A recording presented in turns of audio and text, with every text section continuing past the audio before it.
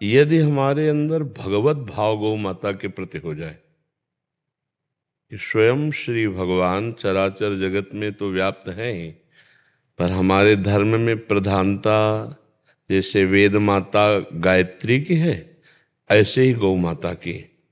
अगर हम गौ माता के प्रति भगवत भाव रखें, पशु दृष्टि ना रखें, और ये भाव रखें कि इनकी सेवा मात्र से गोविंद की प्राप्ति हो जाएगी, दूध की प्रधानता या स्वार्थ की प्रधानता या उनके निमित्त से धन लाभ की प्रधानता न रख करके भगवत प्राप्ति के लिए भगवत भाव से गौ सेवा की जाए तो निश्चित भगवान की कृपा और ऐश्वर्य की भी प्राप्ति। जहाँ गौ माता गोबर करती हैं और मूत्र त्याग करते हैं तो गौ माता के गोबर में लक्ष्मी जी का वास है।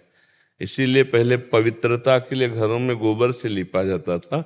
गौ माता के गोबर से जो उपले होते हैं उनसे जो रोटी बनती है वो परम सात्विक और भगवत प्राप्ति में सहायक बुद्धि प्रकाशित करने वाली होती है।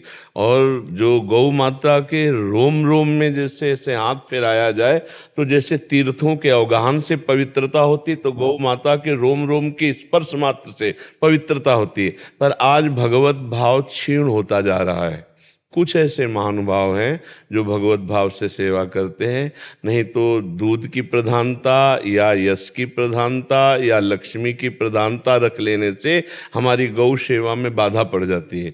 जो गौ सेवा जैसे वयोवृद्ध गौ है, दूध देने योग्य नहीं है, बीमार हैं, या जिनका कोई पालन नहीं करता है, जैसे आज बैल की अव्यवस्था है, क्योंकि बैलों उसके द्वारा अब खेती जोती नहीं जाती तो ट्रैक्टरों का प्रयोग हो रहा है, तो बैलों की जो अव्यवस्था हो रही है, तो गौ सेवा के अंतर्गत हम दूध ना देने वाली गाय, वयोवृद्ध गाय, बीमार गाय और बैल आदि की जो सेवा भगवत भावना से की जाए तो निश्चित लोक परलोक सब सुधर जाए, निश्चित भगवत प्राप्ति हो जाए। और हमारी प्रार्थना है कि हर एक गृहस्थ को अपनी आय से 1 रुपया ही निकालकर प्रतिदिन यदि हम रखें तो 30 रुपये का हम एक दिन अगर गाय को चारा एक गाय को दे दे तो हम अपने धर्म का पोषण करने वाले बन जाएं। इस हिसाब से अगर हमारी आय अधिक है तो हम अधिक रुपया 10 रुपया रोज निकाल करके रखें, 100 रुपया रोज निकाल करके रखें, क्या घाटा चला जाएगा।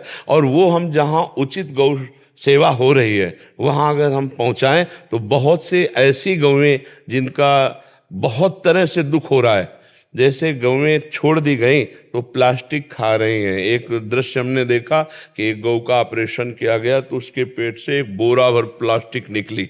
अब उनको भोजन नहीं मिलता तो इधर उधर पड़ी हुई प्लास्टिक, अगर वो गौशाले में सुरक्षित हैं, सेवा और चारा पा रही हैं तो हमारे धर्म का पोषण हो रहा है। गौ हमारे सनातन धर्म में परम पूज्य स्थान माता का प्राप्त किए हुए, जैसे वेदत्रयी गायत्री माता ऐसे गौ माता। तो हमें लगता है कि सब गृहस्थ जन जो है कुछ न कुछ अर्थ अपना गौ सेवा के लिए अगर निकाल के रखें और समीपस्थ जो गौ सेवा हो जहाँ गौशाला आदि वहाँ पहुँचा दें या चारा खरीद कर स्वयं पहुँचा दें तो गौ सेवा होने से हमारे धर्म की रक्षा होगी और हमारे भगवान प्रसन्न होंगे। जब पृथ्वी को पीड़ा पहुँची तो गौ रूप धारण करके भगवान को पुकारा तो भगवान का अवतार हो गया और भगवान अवतार लेकर गोविंद रूप से गौओं की सेवा की।